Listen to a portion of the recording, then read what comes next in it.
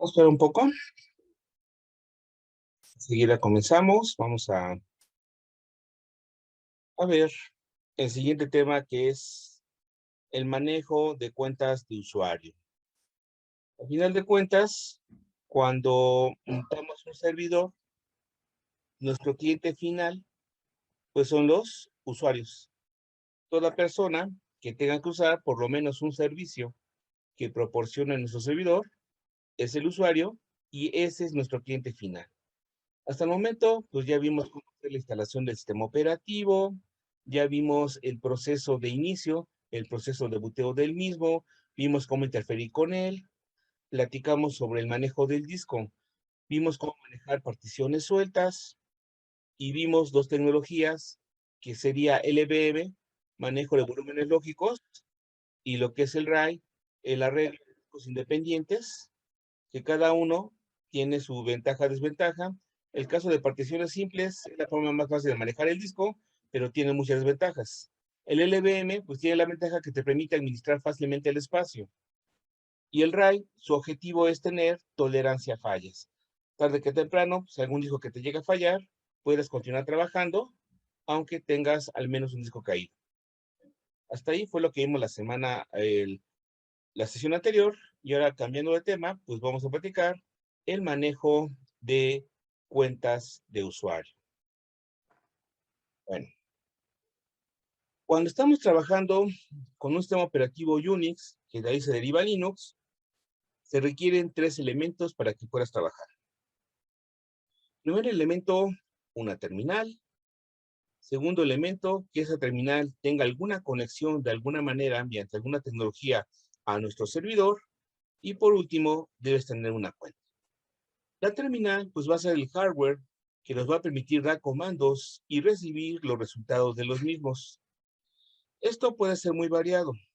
Antiguamente había unos equipos llamados terminales tontas, que eran tan tontas que ni siquiera tenían procesador. Eso le llamaban terminales tontas. Su único propósito, pues era que sirviera como interfase entre nosotros y el sistema operativo. Prácticamente era un monitor con un teclado y mediante algunos cables se conectaba directamente al servidor Unix. Pero el día de hoy es muy variado. Una terminal puede ser una PC, una laptop o inclusive ya se vale que utilices una tablet suficientemente grande para que no tengas problema en ver resultados y tecla cosas, pero de alguna manera tendrás un hardware que está conectado. La tecnología de conexión antiguamente era puro cable, pero el día de hoy, pues ya obviamente tenemos conexiones vía la red. De hecho, en este momento estamos utilizando conexiones inalámbricas de tu máquina a esta conferencia por Zoom. Es una terminal, también puede conectarse con alguna tecnología de ese estilo. Bueno, la cuenta vamos a tener es el espacio de trabajo personal para que cada usuario pueda interactuar con el sistema. Esa sería la cuenta, pues el espacio personal que tiene reservado cada usuario para interactuar con el servidor. Bueno, vamos a ver que la terminal y ya para utilizarla tenemos que abrir una sesión y para poder manejar las cuentas de usuario, esto se va a manipular mediante una base de datos, claro, muy rudimentaria. Las cuentas de usuario ante el sistema se manejan mediante algunos archivos planos. Archivos comunes y corrientes son los que van a conformar lo que sería la base de datos de los usuarios. Platiquemos sobre esos archivitos. Los archivos principalmente son dos. El primer archivo es el diagonal etc passwd. Ese archivo es el más importante de las cuentas de usuario. Si ese archivo no existiera o llegara a dañarse, pues prácticamente tu máquina no te sirve. No reconocería ninguna cuenta de usuario, no podrás conectarte, mucho menos dar comandos. Es el archivo diagonal etc passwd. Nada más un pequeño detalle, debe escribirse con minúsculas. Con mayúsculas no existe. Bueno, ¿qué características tiene este archivito? De entrada es un archivo de texto conformado por líneas. Cada línea corresponde exactamente a una cuenta de usuario. Y la estructura de la línea tiene los siguientes campos. Va a estar compuesta por 7 campos, entiéndase 7 cadenas, que están separadas por el carácter delimitador, dos puntos. Los campos son los siguientes. El primero es el login, el segundo es el password, el tercero es el user ID, el que sigue es el group ID, el que sigue se llama campo geckos, el que sigue home y el que sigue se llama chef. ¿Qué significa cada uno de estos campos? Bueno, el primer campo, el de login, es el nombre de la cuenta. Es decir, cómo se llama la cuenta. Es una cadena alfanumérica. En muchos sistemas Unix, por no decir prácticamente en todos, esa cadena es una cadena que mide 8 caracteres, es alfanumérica y utiliza por lo regular solamente letras minúsculas. Aunque con el paso del tiempo se admiten algunos caracteres, por ejemplo, punto. Se vale que como parte del número de la cuenta aparezca un punto. También se vale que aparezca un guión como caracteres adicionales. La restricción es, como es alfanumérico, el primer carácter no debe ser un número. El tamaño mínimo usualmente era 8, pero ya he visto sistemas que soportan 15 o más caracteres. Ese es el primer campo. Ahora, ¿quién fija el nombre? ¿Quién fija ese valor? El administrador. El administrador del sistema va a fijar cómo se llama tu cuenta. ¿Y qué reglas sigue para poner los nombres de las cuentas? Respuesta, pues, las reglas de la compañía. Según sea la compañía, de las cuentas pueden ser, por ejemplo, el nombre de pila del usuario, podrían ser sus iniciales, podría tener que ver con el nombre del puesto o función dentro de la empresa, o simplemente usuario 1, usuario 2, etcétera. Eso ya dependerá de políticas particulares de cada empresa, o si se lo dejan, políticas del administrador. Bueno, eso sería el login. El segundo campo es el password. ¿Qué es esto? Bueno, el primer campo sirve para identificarnos ante el sistema. El que sirve para autentificarnos, demostrar que somos quienes decimos que somos. Y para eso te pide una contraseña. La contraseña es una cadena, una palabra cadena, que más bien es una cadena que tienes que proporcionarle para que te deje entrar. Esa contraseña se utiliza algoritmos de encriptamiento para poder conservar la privacidad. Así que en este archivito, en un principio, ese campo se encontraba cifrado. Y tú cuando te vayas a conectar, pues te pide directamente el password y ya él se encarga de verificar. Al rato platicamos más detallitos de eso. Bueno, el tercer campo se llama el User ID. El User ID es un número. Realmente el sistema te identifica mediante un número. El User ID es identificador de usuario. Ese número, valor mínimo 0 y valor máximo 65,535. Exactamente qué significa, bueno, en qué rangos particulares tiene significado los valores son los siguientes. Los números menores a 100 están reservados para las cuentas del sistema, es decir, cuentas que requiere el sistema operativo para que trabajen diversos servicios. Por ejemplo, la cuenta número 0 se le proporcionan al administrador del sistema. La cuenta de root, que tanto veces hemos estado utilizando a lo largo de este curso, en la cuenta del administrador le toca el User ID 0, el primero. Del 1 hasta el 99 son cuentas del sistema. Hay varias cuentas que se utilizan. Por ejemplo, hay una cuenta llamada Daemon que se utiliza en primera instancia para levantar servicios. Hay una cuenta llamada Bin que se utiliza para pertenencia de los comandos que vamos a utilizar con su operativo y varias más. Está reservado del 0 hasta el 99. Del 100 en adelante ya es un rango válido para asignárselo a los usuarios, a los simples mortales. Aunque dependiendo del sistema operativo, es en qué valor comienzan. Por lo regular, en units comerciales, por ejemplo, el Hewlett Packard, HPX, comienza a partir del 100. Pero en muchos sistemas Linux que he visto, comienza a partir de 500 valores por defecto. Por defecto, claro, el administrador te puede dar un número X al momento de estar creando tu cuenta, pero usando los defaults, en el caso particular de Linux, es a partir de 500, al menos en la rama de Red Hat. No he checado sin Ubuntu, en Debian también, pero me imagino que sí. Bueno, el que sigue es el Group ID, identificador de grupo. ¿Para qué significa esto? Con el fin de administrar las cuentas, estas se asocian en grupos. Así que cada cuenta de usuario a fuerzas pertenece a un grupo. Y el grupo, pues también se maneja mediante un número. El número que va en el cuarto campo es el GID principal. Vamos a ver que una cuenta de usuario, perfectamente posible que pertenezca a varios grupos simultáneamente, pero uno de ellos es el principal y es el que se almacena en este archivo. Al rato veremos dónde se manejan los demás en caso de que una cuenta pertenezca a más de un grupo. Bueno, el quinto campo, que es el único que se podría quedar vacío, se llama campo geckos o también mejor conocido como campo de comentario. Ese campo se utiliza precisamente para poner algún comentario relativo a la cuenta. Por ejemplo, se puede poner el nombre completo de pila del usuario al que le pertenece la cuenta. También se podrían poner otros datos, como podría ser la dirección, teléfono del usuario, si acaso llegar a aplicar, o detallar que la cuenta es de la cuenta fulanita de tal puesto de trabajo, o para manejar tal software, etcétera. Pero se puede quedar vacío este campo. Bueno, el sexto campo es el directorio home del usuario. Ya mencionamos que cada cuenta es el espacio personal que tiene cada usuario para trabajar con el sistema y cada usuario necesita manejar su propio conjunto de archivos y por esa razón tiene un directorio de trabajo por defecto que se llama directorio home. Ese directorio es el que se pone en el sexto campo. Y por último tenemos lo que es el shell. Recordemos que en un sistema Unix, ese sistema Unix está compuesto por varias capas. La más baja es el hardware donde instalamos el sistema. Sobre esta tenemos una capa de software para interactuar con el sistema que corresponde al kernel.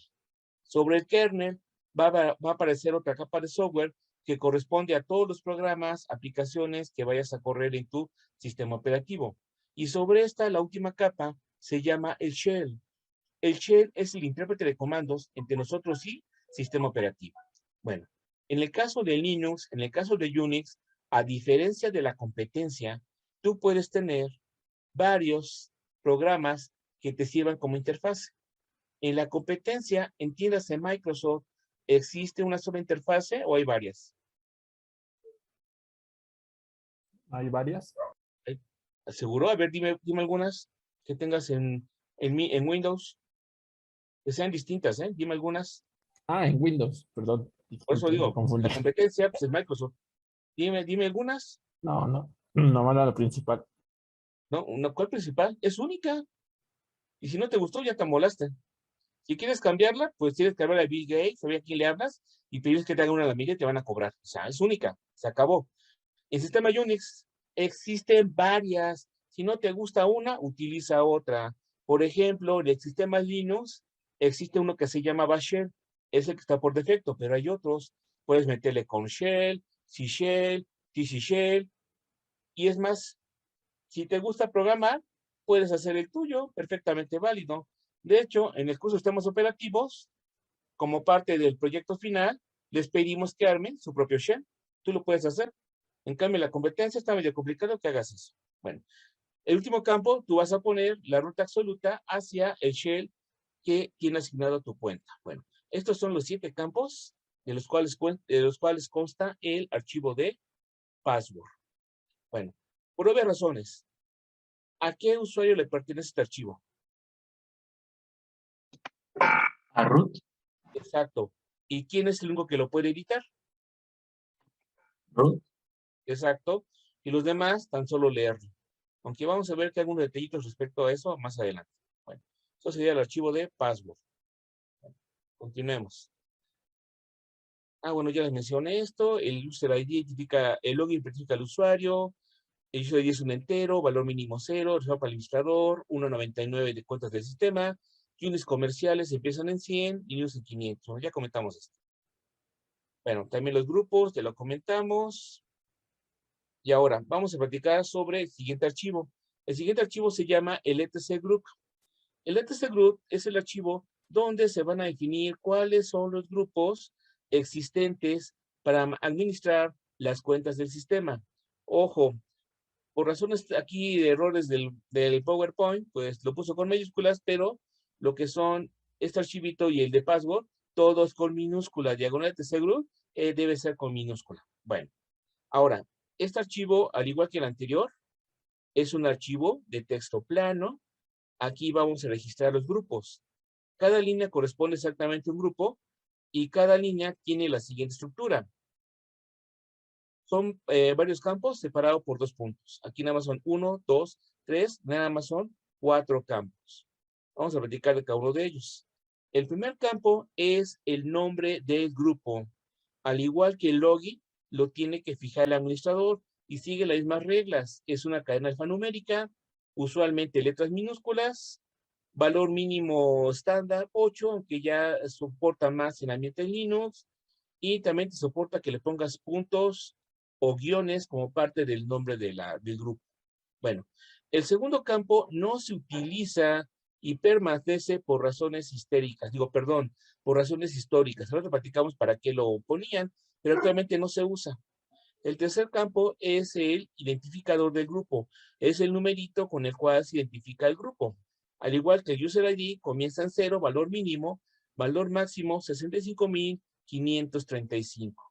Bueno, y el cuarto campo que podría quedarse vacío en primera instancia es la lista de los logins de los miembros del grupo separado por comas. Se puede quedar vacío solamente en el caso de cuando acabas de crear el grupo. Cuando acabas de crear un grupo, no tiene miembros y está vacío. Después de eso, tendrás que agregarle por lo menos un miembro, sino para que creas el grupo. Bueno, entonces, el indicador del grupo se fija como los logins. Lo fija el administrador según requerimientos. Valor de 0 es el grupo para la cuenta del administrador. Valores de 1,99 para cuentas del sistema. Nuevamente, Unix comerciales comenzaría por 100 y Linux por defecto comienza a partir de 500 para los grupos que vayamos a formar. Bueno, ahora, existe un tercer archivo, mejor dicho, podría existir, y más ahora, que es casi una obligación que exista, que es el archivo que se llama diagonal XShadow. Este archivo, ¿por qué se creó? Bueno, regresemos al archivo de password. El archivo de password, como ya mencionamos, tiene la estructura donde estamos poniendo el login, el password, el UID, GID, geckos, home y shell. Bueno, de estos campos, digan ustedes cuál es el único que debería poder administrar el usuario. ¿Cuál de estos campos, o cambiaron la pregunta, es el más sensible? Pues sería el password, ¿no? Exacto, el password. Porque si alguien averigua tu password, sencillamente se puede meter a tu cuenta.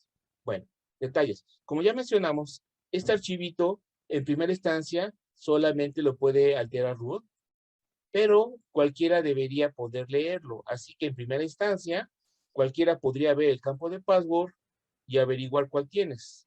Para evitarlo, desde el principio que se creó este sistema operativo, eso ya más de 30 años, la protección es que lo cifren y está cifrado. Pero díganme, ¿el día de hoy es suficiente protección que tengas una contraseña cifrada? No, profe. No, pues ya no, porque de entrada, el algoritmo para ver la parte de cifrado es público y existen herramientas para quebrarlos, para romperlos, como se dice en el negocio.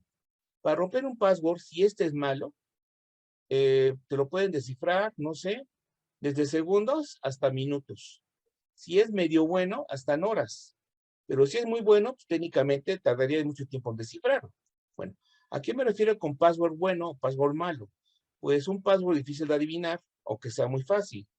Lo que son fáciles de adivinar de entrada son aquellas contraseñas que fácilmente se relacionan contigo. Por ejemplo, tu propio nombre, nombre de la esposa, novia, hijos, mascotas, y se conocen muy bien de todos tus gustos. Esos son muy malos passwords. También palabras que estén en el diccionario. Casa, mesa, la que tú digas, es una mala elección para un password. Bueno, esos son los que más rápidamente te adivinan. Así que inclusive el software para poder descifrar el password. Hay varios, hay uno que se llamaba Cracker, hay otro que se llama Jack the Ripper, nada más les menciono que existen. No les digo que los prueben, pero ya al que le interese puede buscarlos. Y nada más con que tengas una potencia mediana de cómputo, pues ya puedes descifrar password en cuestión le digo, en el peor de los casos en cuestión de horas, si es que es un password que no sea muy bueno, directamente. Bueno, por esa razón se decidió cambiar aquí el diseño, de tal forma que el password ya no se encuentra aquí. Se creó otro archivo adicional.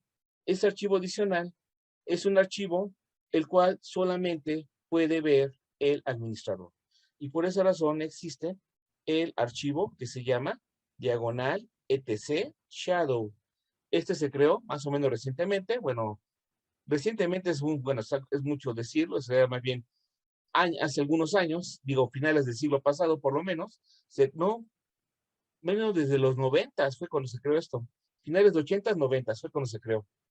Bueno, ese archivo shadow, la idea fue la siguiente. Como el campo sensible es el campo de password y no basta con que esté cifrado, lo vamos a mover a este archivo.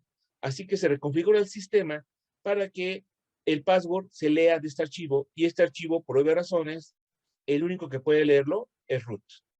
Y en el archivo original, el archivo de passwords, lo que se pone es un carácter X. Si ven una X ahí, significa que está activado y están utilizando el archivo de shadow, que es el que va a contener al final de cuentas el password del sistema. Bueno, el archivo de shadow también tiene el formato de los anteriores, es un archivo de texto formado por líneas, cada línea corresponde a una cuenta. Bueno, la estructura de este archivo es la siguiente. Son los siguientes campos: el campo de login, el campo de password, el campo de cambios, el campo de permitidos, el campo de requerido, el de advertencia, el de deshabilitar y el de expiración. Vamos a explicarlos. El primer campo es el login de la cuenta. Coincide exactamente con el valor que se encuentra en el archivo de password. El segundo sí ya es el password cifrado. El que sigue, te guarda la fecha de la última vez que has cambiado el password. El que sigue es el número de días en los que te va a permitir cambiar el password. Hoy te explicamos eso. El que sigue es el número de días requeridos para cambiar el password. Y el sexto es el número de días previos a cuando se requiere el cambio para que te mande advertencias al respecto. Bueno, el séptimo campo es el número de días después de la expiración para deshabilitar la cuenta. Y el último, la fecha en la que expira la cuenta. Bueno, vamos a explicar esto. El password es un campo sensible, puesto que es el que te permite identificarte con el sistema. Bueno, pregunta, ¿el password es un campo que deberíamos cambiar de vez en cuando o siempre debería quedarse con el mismo valor? Las contraseñas deberían ser, Cambiarlas, ¿no? Periódicamente. exacto, conviene cambiarlas periódicamente. Haz de cuenta que es como el cepillo de dientes. ¿Tu cepillo de dientes lo cambias de vez en cuando? Sí. ¿O te lo quedas siempre hasta que se caiga de viejo? No, sí se Se recomienda. cambia, ¿no? De acuerdo. Y al igual que el cepillo de dientes, ¿nunca lo prestas? Tampoco se presta. ¿No, verdad? Y si lo prestaras, mejor lo regalas. ¿Sí, no? Pues no sé Llegara, por pues, qué lo prestaría, pero bueno. ya que lo hiciera, pues ya mejor quédatelo, ¿no? Haz de cuenta que el pago es igual. Lo cambias de vez en cuando y nunca lo prestas. Pero veamos un detalle. Supongamos que la empresa, pues, le piden por favor a los usuarios que cambien su password. Mandan un memorándum y digan, por favor, cambien su password cada mes. Pasa un año, el administrador va a checar si alguien lo hizo y ¿qué se va a encontrar? Que nadie lo cambió. Exacto, si acaso uno o dos. Bueno, así que como buenos usuarios nos tienen que obligar y por esa razón están los parámetros para obligarte a que lo cambies. Esos parámetros son los que se ponen aquí en el archivo de Shadow. Bueno, de entrada, como mencionamos, el cuarto campo indica la fecha de la última vez que lo cambiaste. Ahí fácilmente el administrador puede darse cuenta pues, que no lo han cambiado, porque esa fecha va a tener mucho tiempo, un año o más, que nunca lo hayan cambiado. El que sigue es el número de días en los cuales se permite cambiar el password. ¿En qué sentido? Te van a obligar a que lo cambies. Supongamos, te obligan, ya ni modo, lo cambio. ¿Qué es lo primero que hace el usuario después de cambiarlo?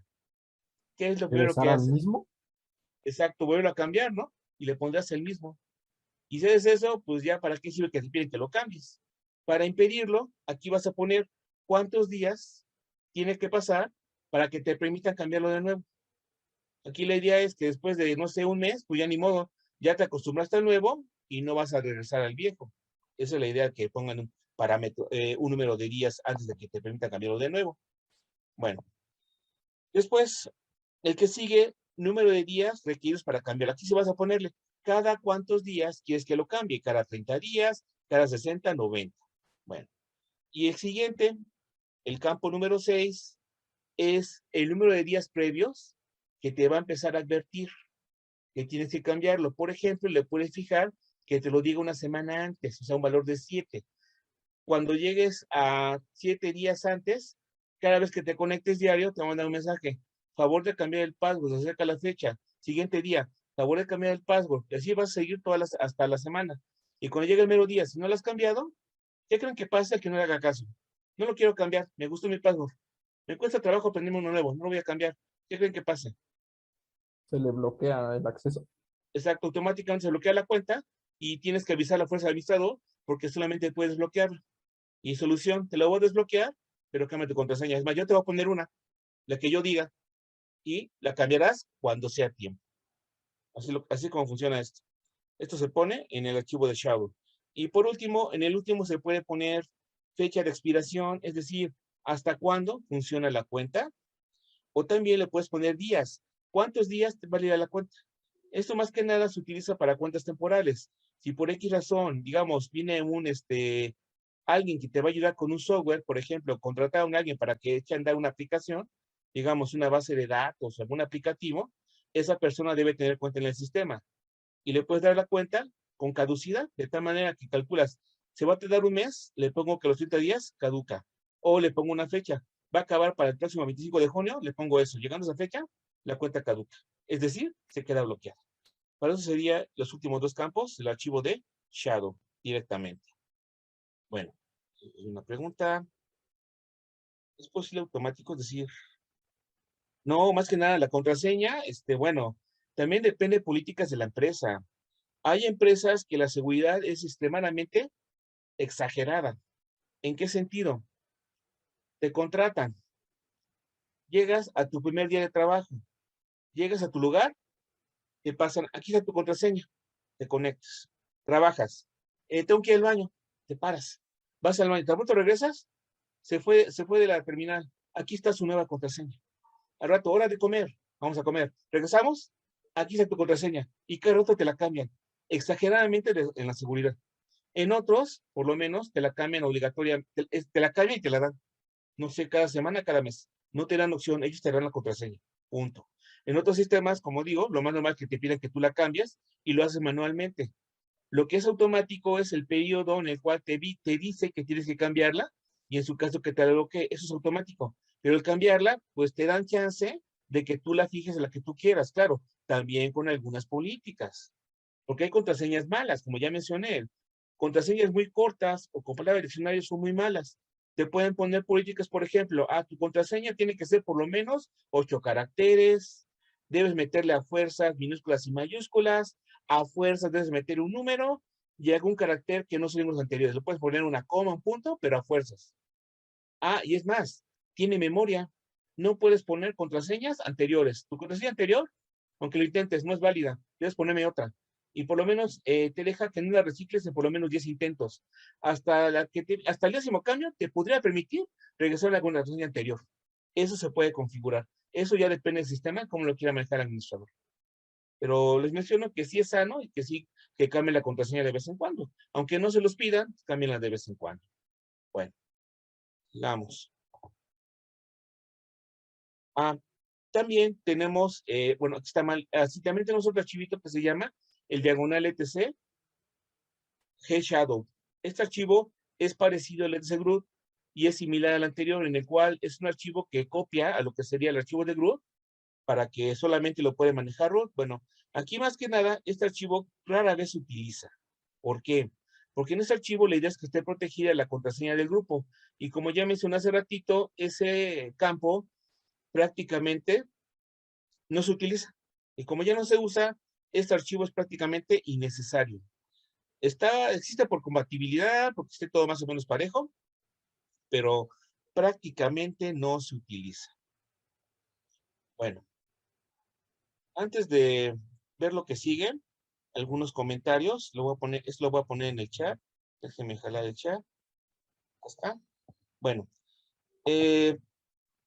pregunta, ¿es sano que se utilice el archivo de Shadow? No, pues por lo que acabamos de platicar, sí es bueno tenerlo, ¿no? Pero si por X razón alguien quisiera quitarlo, y no veo muchos casos más que alguna aplicación funcionase mal con esto, fuera de eso no veo ninguna situación práctica de por cual lo quitaras, se puede activar y desactivar con los siguientes comandos. Si no lo tuvieras, se activa con ese comando. Y si no lo quisieras, lo cual no recomiendo, sería con este comandito. El segundo comando te lo desactiva y tan solo te queda etc passwd, etc. Y lo reconfigura para utilizarlos. Si quieres volverlo a activar, o si no lo tenía, el comando es pwcom. Se lo menciono como video cultural porque por defecto viene activado en Linux. En Unix comerciales podría venir apagado. Por ejemplo, en HPX de Hewlett Packard venía apagado. Pero ahí lo pueden activar con ese comando. Solaris creo que también lo tenía, si mal no recuerdo. Bueno, es que actualmente ya se utiliza más que nada puros Linux, más que Unix comerciales, pero se lo menciono porque en algunas empresas, quizás cuando llegan a trabajar, todavía tengan sistemas legacy y todavía haya por ahí Unix comerciales funcionando. Pero bueno, eso ya puede que les toque más adelante a ustedes. Otro detallito, sí, la historia. ¿Por qué razón el segundo campo del archivo de grupos no se utiliza? Regresando al archivo de grupos, a ver, déjenme regresar ahí. La estructura de ese archivito, aquí está. No, es el Shadow. Mencionamos que son 4 campos: el nombre del grupo, el password, el GID y los miembros. Bueno, por cierto, los miembros se ponen los logins separados por comas para indicarle cuáles son los miembros de un grupo. El segundo campo, ¿por qué ya no se utiliza y por qué se conserva? Bueno, antiguamente los grupos tenían password. ¿Y para qué era esto? Pues bueno, ya mencioné que las cuentas de usuario pueden pertenecer simultáneamente a varios grupos, pero tan solo tenían un grupo activo a la vez, directamente. Pues hagan de cuenta ustedes que van, digamos, ¿dónde sea un ejemplo bueno? Así, van ¿se acuerdan que han ido, bueno, cuando iban al cine muy seguido, principalmente aquí tenemos 2 cadenas. ¿Una cadena cuál es? ¿Y cuál es la otra? Nunca han ido al cine. Cinemex y Cinépolis. Exacto. Y cada una tiene su tarjeta de lealtad, por decirlo así, Sí. ¿no? Y esa tarjeta te da algunos beneficios, como que te den puntos y puedes comprar palomitas gratis y no sé qué tal. ¿De acuerdo? Ahora, ¿cada uno de ustedes realmente les es leal solamente una cadena de cine? Es decir, ¿solamente van a cines de una cadena o van a las dos, según sea el caso? No, pues yo sí he ido a los dos. Perfecto. ¿Y en cada una tiene tu tarjeta de membresía? No, ¿O nada no, más? ¿No? ¿Y eso? No cuestan por lo regular. no, pero no la he sacado. Pero bueno, supongamos que la sacaste. Cuando vas a cada cine, ¿conviene que digas que tienes la de la competencia? No, Y no. Y para poder ejercer tus beneficios, tienes que sacar la tarjeta correcta. ¿Estamos de acuerdo? sí. Perfecto. Bueno, ahora, haz de cuenta que como sistema operativo, una cuenta de usuario puede pertenecer simultáneamente a varios grupos. Y el detalle es que para realizar algunas actividades necesitas estar firmado con un grupo. Haz de cuenta que fuiste a Cinépolis y sacas tu tarjeta para que te den beneficios de allá. Por ejemplo, cuando vas a comprar la dulcería, sacas tu tarjeta y te den puntos para que puedas comprar más barato, bueno, puedas comprar cosas más o menos de la siguiente vez. Te vas a Cinemex y tienes que sacar la tarjeta de allá, que la otra no vale. O sea, tienes que poner tu membresía de Cinemex. Haz de cuenta que el sistema operativo necesitas para ciertas aplicaciones decirles, yo soy del grupo fulanito, para que me permita precisamente realizar las tareas. Bueno, para hacer eso te tienes que firmar. El firmar significaba dar un comandito en el cual te pedía una contraseña y ya te activaba la membresía de ese grupo. físicamente con nosotros, ya que sacaras tu tarjeta física que dijera de Cinéfilo, de Cinemex o de Cinépolis, para que te den los beneficios. Aquí está operativo, dan un comandito, que el comando se llama New Group, se los voy a poner en el chat, ese comandito, que prácticamente ya no se usa. Ahí está. Con ese comandito, ¿qué pasaba? Con ese comando podías activar tu membresía. O sea, el usuario daba ese comandito. Ah, bueno, por supuesto. Ese comandito tenías que darlo, new, grp, y luego, pues, el nombre del grupo al cual quieres pasarte, digamos, sacar tu tarjeta para que tenga los privilegios. Bueno, ¿cuál es el detalle? ¿Cuál es el primer requisito que debes cumplir para que te puedas firmar en un grupo? Existir. Te piden tus datos personales, ¿no? Tus datos. O sea, tienes que escribirte, ¿no? Hacerte miembro. Hasta que no lo hagas, no te dan tarjeta. ¿Estamos de acuerdo? Sí. Aquí está operativo. ¿Qué requisito debes cumplir primero para poderte firmar en un grupo? ¿Registrarte? O sea, tienes que ser miembro del grupo. Los grupos los asigna el administrador. Cuando crea la cuenta, pues ya le explican, esa cuenta va a ser para esto, él te da de alta en los grupos. Para que te puedas firmar en un grupo, primer requisito, tienes que ser miembro del grupo. ¿De acuerdo? Después, si ocurría eso, dabas este comandito y tienes que dar el nombre de otro grupo del cual fueras miembro para que te dejara firmarte y te pedía la contraseña. Pero veamos, si solamente se pueden firmar los usuarios que pertenezcan a un grupo, ¿tiene sentido que además de eso le pidan una contraseña? Pues no, ya no. ¿Hay que ser tan burocráticos? Pues no. Así que, por esa razón, lo quitaron. Las primeras versiones de Unix sí lo pedían, pero como se dieron cuenta que eso no era práctico, si a duras penas se acuerdan de su cuenta para entrar su cuenta, su contraseña de usuario, aparte quiere que se memorice N cuentas por cada grupo que pertenezca, pues también la van a volar, así que mejor quitaron ese requisito y ese campo ya no se usa. Y se dejó simplemente por mantener la compatibilidad, porque ya había muchos sistemas instalados, obviamente con ese campo ahí, y para corregirlo y quitarlo sería un verdadero problema, mejor decidieron dejarlo ahí. Por esa razón, el segundo campo de password ya no se utiliza y tampoco por esa razón pues ya no tiene caso, no se utiliza el archivito hashado. Bueno, entonces estos son los archivos principales que son, entre comillas, la base de datos del sistema. En caso de que se corrompan, tu sistema pues ya valió y no puedes conectarte, porque los utiliza para identificarte como usuario y puedas trabajar. Así que es muy importante que estos archivos no se dañen. Por esa razón, vamos a ver cómo podemos manipularlos. ¿Cómo es que vamos a darle mantenimiento a las cuentas de usuario? Bueno, de entrada, puedo hacer lo siguiente, agregar cuentas nuevas. Eso lo puedo hacer de varias maneras. Pregunta, ¿manualmente podríamos editar los archivos y ahí dar la información suficiente para poder dar de alta una cuenta? ¿Podríamos hacer eso? Claro, siendo el administrador. Yo digo que sí. Si eres Sí, administrador, sí. sí, podríamos, pero sería pesado y sujeto a errores con los cuales la cuenta podría no funcionar. Sí. Pues sí. Por esa razón tenemos comanditos. El comandito UserAdd te permite agregar una cuenta nueva de usuario. Le das algunos argumentos y te crea la cuenta. Solito te edita los archivos necesarios. Bueno, de igual forma, si ya no quieres que una cuenta exista, la puedes eliminar. Usaríamos UserDel. Ese te va a eliminar. También manualmente te puedes meter y borrar, modificar los archivos. No se recomienda, pero podrías hacerlo.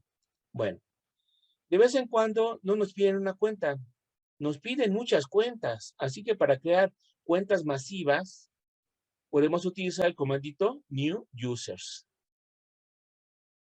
Bueno, por otro lado, si aún así quieres hacerlo manualmente, también, bueno, lo puedes hacer. Bueno, también, por otro lado, si quieres modificar cuentas, es decir, cambiar algún parámetro, por ejemplo, cambiar el nombre del login, cambiar el home de la cuenta, etcétera, podemos usar las siguientes opciones.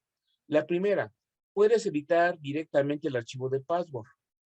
Para editarlo, podrías utilizar cualquier editor de texto siempre y cuando te conectes con la cuenta de root. Así que, con lo que hemos visto, podrían utilizar Nano o VI, que es lo que yo suelo utilizar, para editar el archivo de passwords. Pero se recomienda que no lo hagas, que en lugar de eso utilices el comandito bpw. Ahorita explicamos por qué. Bueno, si quieres editar grupos, tenemos el comando bgr para editar el archivito etc-group. Pero en lugar de todo lo anterior, mejor podrías utilizar el comandito usermod. El comando usermod te permite modificar casi todas las características de una cuenta de usuario. La única que no te controla es la contraseña. Para eso usamos el comandito passwd. Con ese comando, en primera instancia, el administrador puede cambiar las contraseñas. Y dependiendo la configuración del sistema, también podría utilizarlo un usuario para cambiar su propia contraseña. Pero eso depende de políticas de la empresa. Bueno. Ahora veamos el siguiente escenario por lo cual se requiere el comandito bpw, en lugar de VI o cualquier otro editor para hacer una alteración manual de los parámetros de una cuenta. Veamos lo siguiente. El único campo que un usuario debería poder editar es el campo de password. Y por eso existe el comandito passwd, que en primera instancia, al menos que el administrador diga lo contrario, ese comandito lo puede correr cualquier usuario para cambiar su propia contraseña, lo cual de alguna manera le da permisos parciales para poder editar el archivo etc-passwd. ¿Por qué digo parciales? Porque solamente puedes editar el campo de password específicamente tu cuenta. No puedes editar otra cosa porque no eres el superusuario. Bueno, supongamos el siguiente escenario. Llega el administrador en la mañana y se encuentra que le encargaron que hiciera muchos cambios en varias cuentas. Y él prefiere trabajar de manera manual, así que abre con su editor de texto el archivo de password, por ejemplo con VI o con Nano, si quieres verlo así, y se pone a trabajar. Le pidieron muchos cambios. Así que llega a la mitad de la mañana y clásico, pues se va por su café, o tiene que ir al baño, o se pone a platicar con la secre que acaba de llegar la secre, total, que deja desatendida la terminal y se va a otro lado. Bueno, mientras tanto, llega un usuario responsable que sabe que ya le toca cambiar su contraseña y la cambia. Corre el comando passwd y cambia su contraseña. Al ratito regresa el administrador y sigue trabajando. Y se tarda toda la mañana hasta que llega a la 1 de la tarde y ya guarda sus cambios para irse a comer. Bueno, supongamos que pasa eso. Al día siguiente pregunta, ¿el usuario que cambió su contraseña podría entrar con su contraseña nueva o tendría que usar la contraseña anterior? ¿Sería con la anterior? ¿Por qué? Porque cuando se hizo el archivo ocupó esa contraseña en vez de la nueva, cuando hizo los cambios. A ver otra vez. Llega el administrador, abre el archivo de passwords y tarda un buen rato en trabajar con él. Mientras llegó el usuario, cambió su contraseña con el comando passwd. El administrador terminó un buen rato después de trabajar y guarda el archivo para guardar sus cambios. Eso fue lo que pasó, digamos, el día de ayer. Llegas hoy en la mañana y quieres entrar al sistema. ¿Serviría tu nueva contraseña? No, ya no. ¿Por qué? Si ya la cambiaste. La cambió el administrador después. A ver, ¿en qué momento te la cambió? ¿Cuándo dije eso? Dije que iba a hacer varios cambios, no sé, a lo mejor cambió el nombre del login, cambió el home, pero nunca cambió contraseñas. Pues, ¿en qué momento cambió tu contraseña?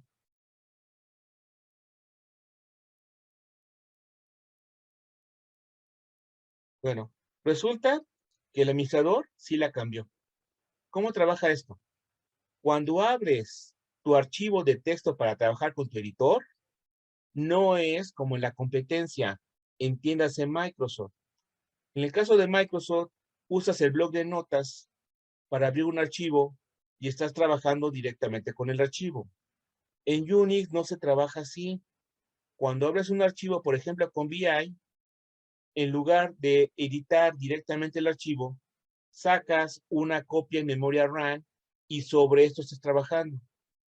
Y ya nada más al final, cuando te decides, das un comando para guardar los cambios. Hagan de cuenta que fue como lo que hicimos para manipular el disco. ¿Se acuerdan que con FDIS nos metimos al disco, creamos particiones, lo que nos hicieron falta, y hasta qué momento ya guardó los cambios? Fue hasta que se reiniciara, ¿no? No, Ah, no, hasta que se movió, se modificó el archivo, no sé qué. no. Y se guardó ¿Hasta cuándo? hasta que se Acuer- guardara.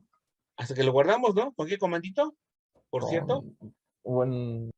Con la W. Exacto, con W. Mientras mientras no hagas eso, todo lo que hice de particiones lo hacen RAN. Hasta que no es de W, no guarda los cambios. ¿Estamos de acuerdo? Sí. De igual manera, así trabaja por lo menos VI. Con VI abres tu archivo y todo lo que hagas lo hace en RAN. Y hasta que des un comandito, lo manda a escribir. ¿Estamos de acuerdo?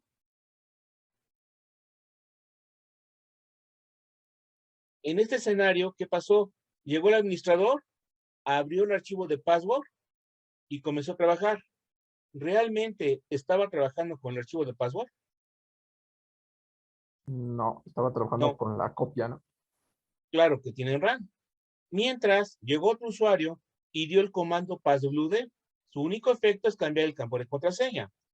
¿Es él si realmente trabajó con el archivo? Lo cambió, ¿no? ¿Sí lo cambió? De acuerdo. Pero entonces, ¿qué pasó?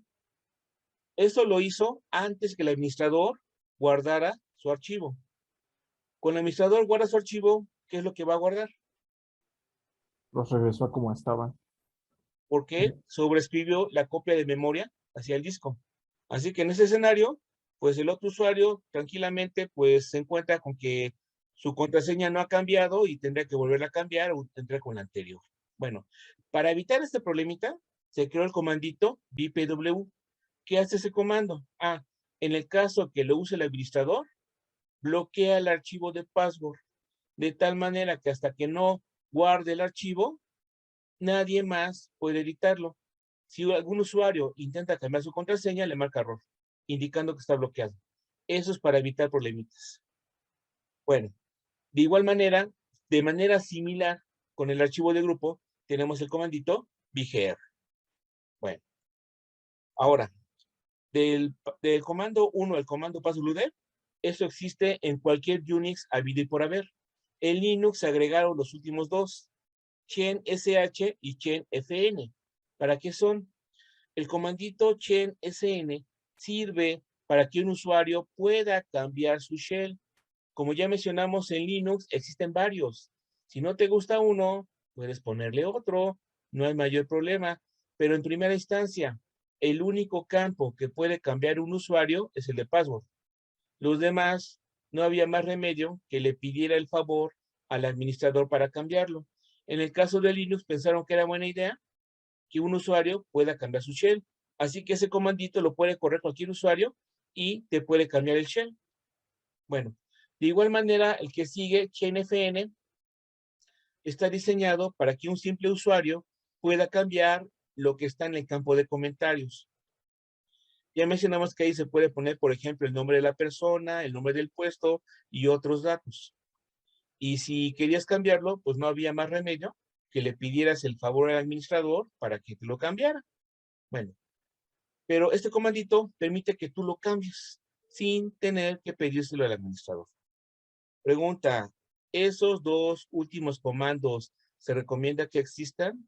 ¿Que cualquiera lo pueda utilizar? Yo pienso que sí, en el caso del comentario, pues no es un campo sensible, ¿no? Respuesta, depende de políticas de la empresa. Si quiere identificar plenamente el dueño de una cuenta, tiene que ir el nombre. Y si tú puedes cambiarlo, le puedes poner cualquier otra cosa. Así que dependería políticas de la empresa. El shell otro tanto. ¿Por qué? ¿Qué tal si la riegas y pones un shell que no existe? ¿Cómo va a quedar tu cuenta? Corrupta. No, simplemente inutilizable, porque el shell es el programa que te atiende cuando te conectas. Si no funciona ese programita, tu cuenta no sirve. Y tendrás que pedirle al administrador que lo arregla. Así que esos dos realmente dependen de políticas de la empresa Y lo más sano sería, pues, desactivarlos. Desactivarlos no tener gran ciencia, nada más bastaría con que el administrador le cambiara permisos y solamente él podría correrlos. Pero bueno, estos dos comanditos, de hecho, el de passwd también lo puede correr un usuario. Como les menciono, dependiendo de políticas de la empresa, hasta ese comando podrán desactivarlo para que no pueda correrlo cualquier persona. Depende. Digamos, en la milicia, así es de exigente. Cada vez que te pares, te cambia la contraseña. Punto. Tú no puedes cambiarla. Así de exagerados. Fuiste al baño, te la cambian. Bueno. Y también hay una herramienta que se llama la Web Console, que esa luego la vamos a ver, que también nos puede servir para realizar todos estos cambios sobre las cuentas de usuario. Crear cuentas, borrarlas o modificarlas. Bueno, el Web Console, luego lo vamos a visualizar, que está disponible, pero no directamente, para poder hacer también estas modificaciones.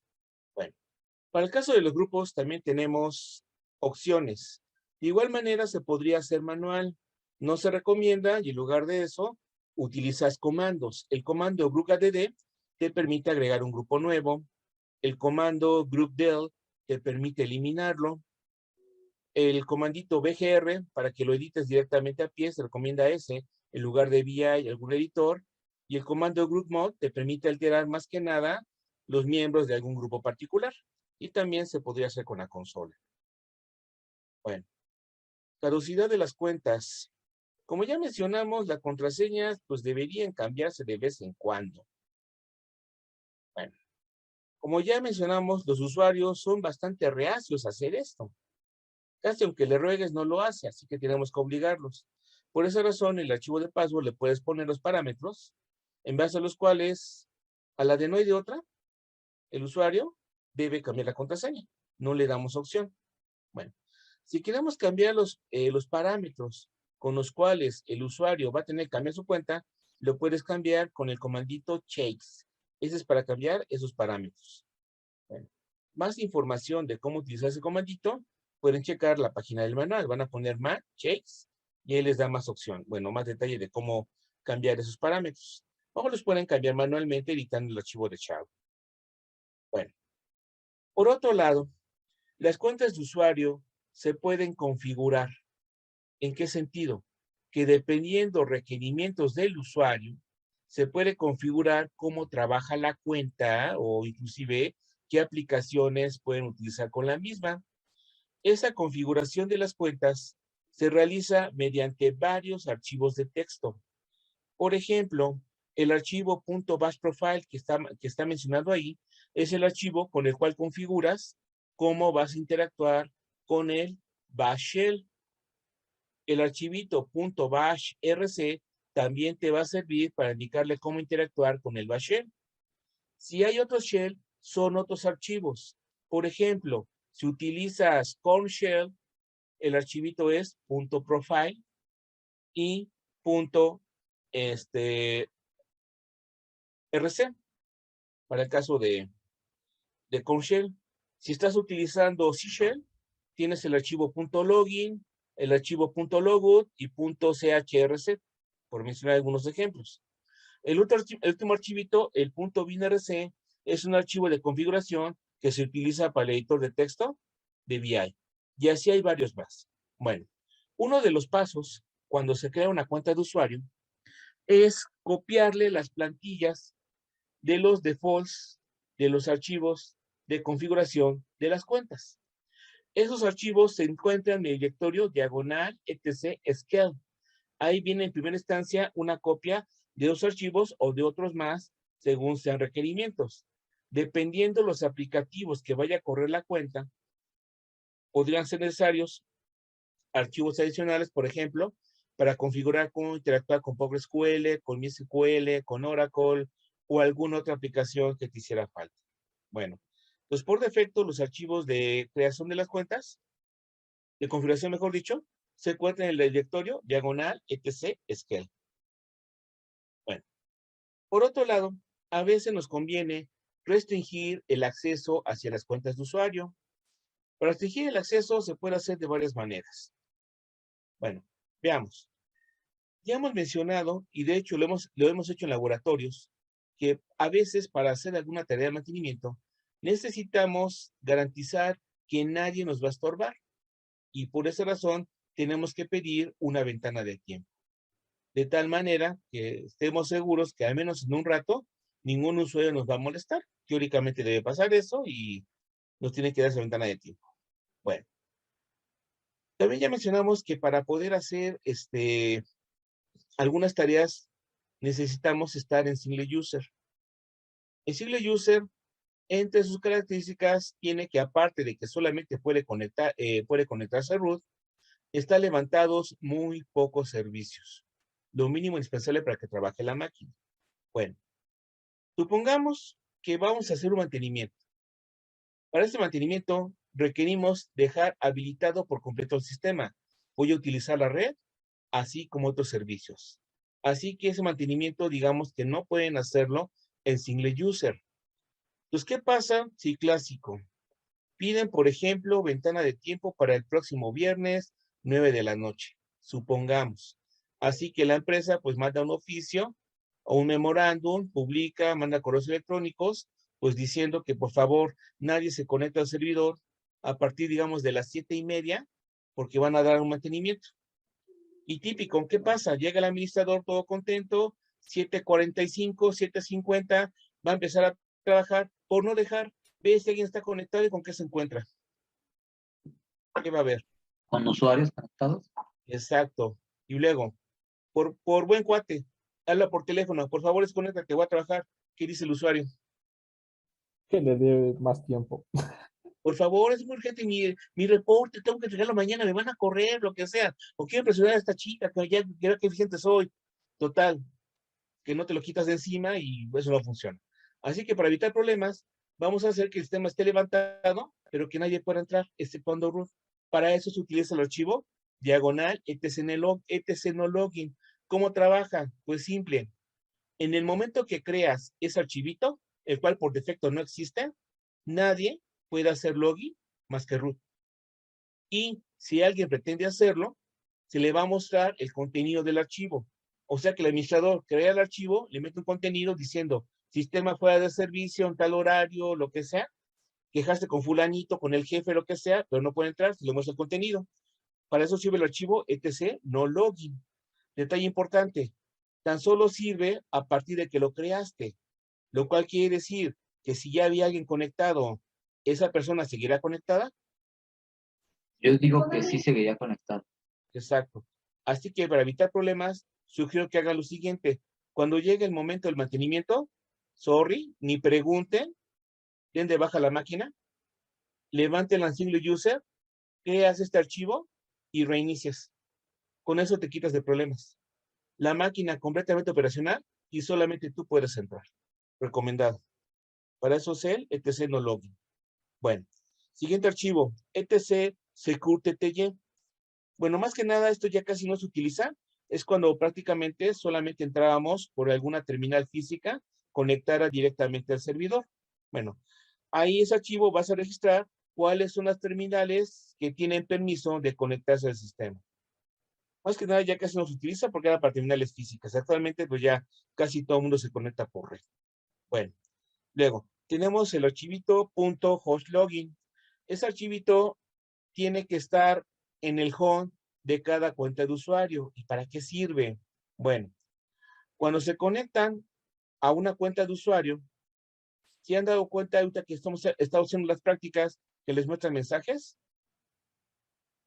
¿O directo te conectan? Ahorita que se han conectado en las prácticas pasadas, ¿les ha mostrado algún mensaje al entrar? No, no manda mensajes, no me recuerdo. ¿Y a poco no te dice cuándo fue la última vez que te conectaste y desde dónde? ¿A poco no te dice eso? Sí, bueno, eso sí.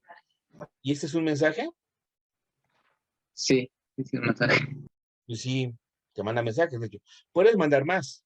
Hay un archivito que se llama, a ver, dejen ponérselos.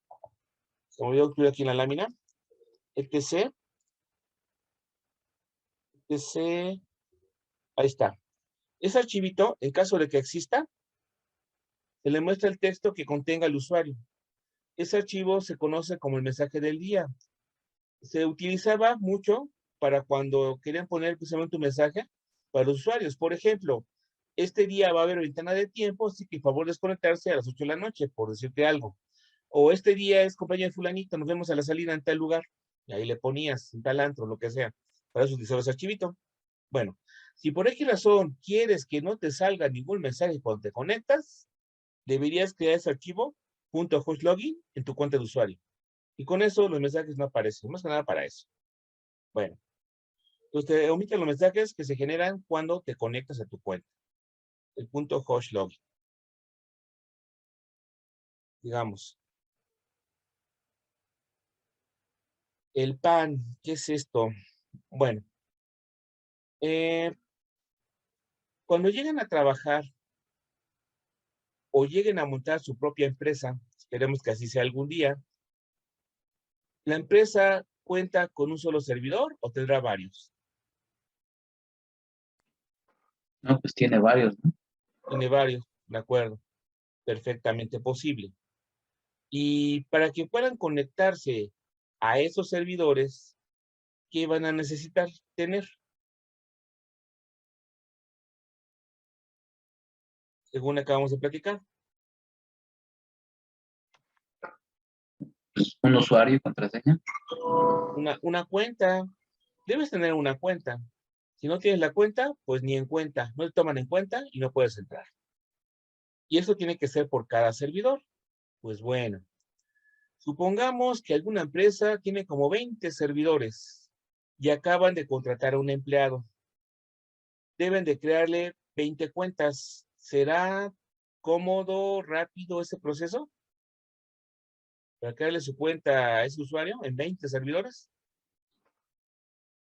¿Y estás tú solito para administrar las máquinas? No, no ha de ser fácil. Y peor aún, contratamos 20 empleados nuevos, olvídate. Bueno, total, te pagan por eso.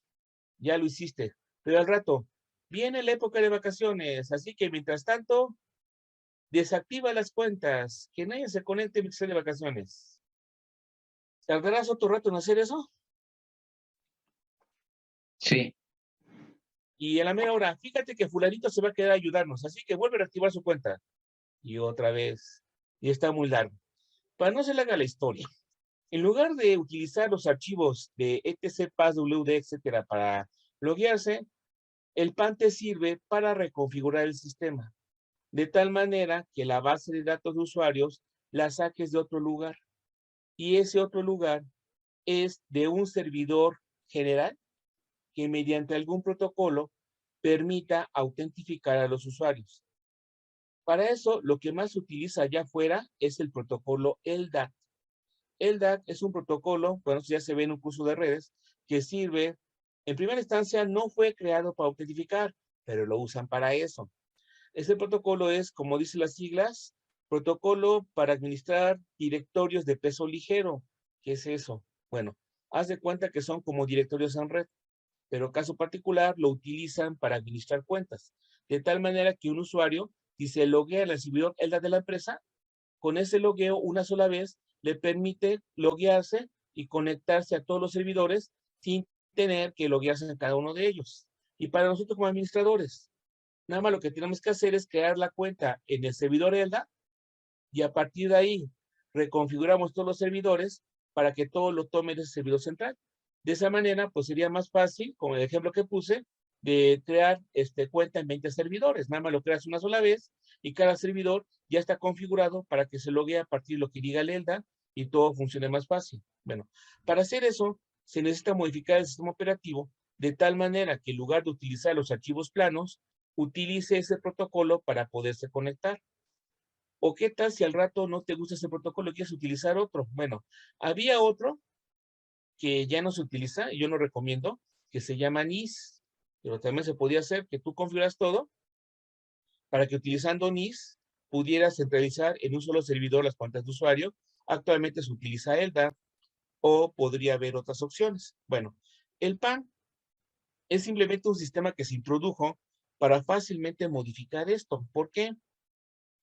Porque de no hacerlo así, tendrás que meterle mano a todo tu sistema operativo para modificarlo y dijeras que en lugar de utilizar el archivo de password, utilizar un servidor externo con LDAP o algún protocolo, sería muy pesado. Así que ya introdujeron esto del PAN para que automáticamente, nada más reconfigurando el sistema, das de alta en un solo servidor y a partir de ahí, pues ya toma la identidad de los usuarios. Bueno, para eso se creó lo que se conoce como el PAN, que quiere decir módulos de autentificación interconectables. Bueno, sigamos platicando del PAN. El PAN, de entrada, pues, consta de varios módulos. Estos módulos permiten que alteres tu sistema operativo y sin tener que recompilarlo, puedes cambiar el mecanismo para autentificación de los usuarios. Pero ya que están aquí, decidieron agregarle más funcionalidad. Así que el PAN tiene diferentes niveles de verificación y restricciones que le puedes poner por sobre el login. Pero también le puedes poner otras características que son de seguridad. El PAN se configura con las librerías que se encuentran en diagonal y security.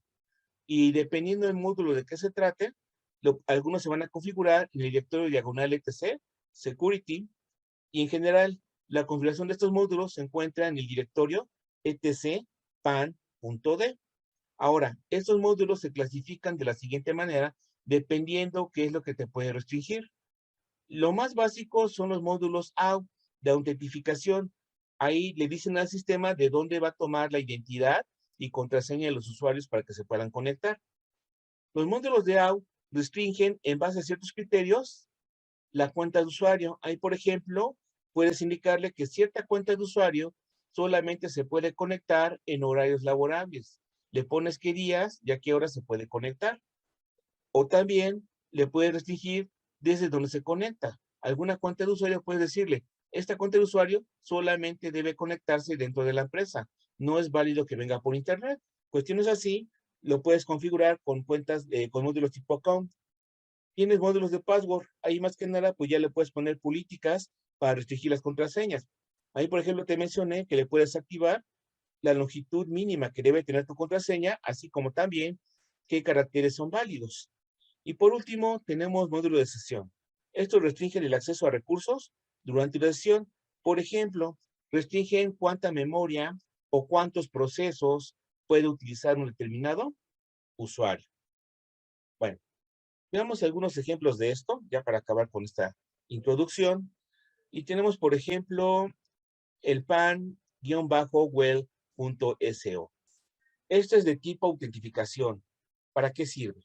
Bueno, vamos a ver, de una vez vamos a mencionarlo, que para conectarte al sistema requieres una cuenta, ya lo mencionamos. Pero hay una cuenta muy sensible. La cuenta más sensible del sistema, ¿cuál es? De la cual no todo el mundo debería conocer su contraseña, mucho menos utilizarla. ¿Cuál es la cuenta? Exacto, la más sensible, porque es la más potente de todas. Así que por seguridad, podrías reconfigurar tu sistema para que solamente root se pueda conectar dentro de la empresa, no desde fuera, inclusive. Solamente se puede conectar en la consola. O vas a la consola SAI, o vas a la consola SAI y solamente desde ahí se pueden conectar. O ya lo configuras para que sea en la consola y aparte en la terminal que está en tu oficina. Pudiera ser el caso. Pero bueno, supongamos que pasa eso. Y resulta que un día el administrador está fuera de la empresa y está lejos y hay una emergencia. Necesitamos que el administrador se conecte para hacer algo a la voz de ya, pero está lejos y necesita conectarse. Pues ahí tenemos un problema. Por políticas de la empresa, nadie, salvo el administrador, debería tener la contraseña, por seguridad. El administrador se encuentra fuera, así que no puede entrar al sistema porque se configuró para que solamente pueda entrar en la consola. Bajo esos supuestos, ¿qué hacemos? ¿Cambiar las reglas, romperlas, pedir que nos pasen la contraseña por teléfono y nosotros arreglamos el problema o qué hacemos? O ni modo, hasta que llegue el administrador. Pero si le pasa algo, pues ya nos amolamos. Bueno, en esa situación, lo más sano es que el administrador se conecte por red a una cuenta de simple mortal.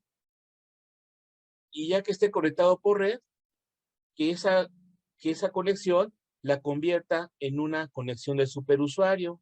Para eso se utiliza un comandito que se llama su. El comando su Si le das como argumento el login de la cuenta a la cual te quieres convertir, te convierte en ese usuario. Claro, te pide la contraseña de la cuenta para poder hacer eso y te conectas. En este supuesto, el administrador entraría con una cuenta de simple mortal previamente creada por él y desde ahí hace un sub para convertirse en el usuario root. Bueno, hasta ahí todo muy bien. El comando su para convertirte te pide la contraseña de la cuenta. Hasta ahí también va muy bien. Pero detalle técnico. ¿Todas las cuentas de usuario deberían poder convertirse en superusuario o solamente algunas? No solamente algunas. Exacto, por seguridad y por confianza algunas. El ejemplo que acabo de poner, solamente la cuenta que el administrador creó es profeso para esa emergencia debería ser la única que pudiera convertirse en la cuenta de root. Para eso me sirve Panwell. El Panwell, si llegues a activarlo, indicaría que solamente las cuentas de usuario que pertenezcan al grupo Well podrán con éxito convertirse en el superusuario. Para eso se utiliza. Por default, por supuesto que viene apagado. Y si quieres activarlo, tienes que editar el archivito etc pan de diagonal sub. Bueno, otro ejemplo de otro módulo del pan podría ser panlimix.so. El panlimix es un módulo de sesión. Permite restringir los recursos que utiliza una cuenta en una determinada sesión. Por ejemplo, puedes limitarle cuántos procesos puede mandar a correr simultáneamente. O también, máximo con cuántos archivos puede trabajar. Estos límites lo puedes fijar en el archivo diagonal etc, diagonal security, diagonal limits.com. Ahí lo puedes editar y puedes restringir alguna determinada cuenta de usuario.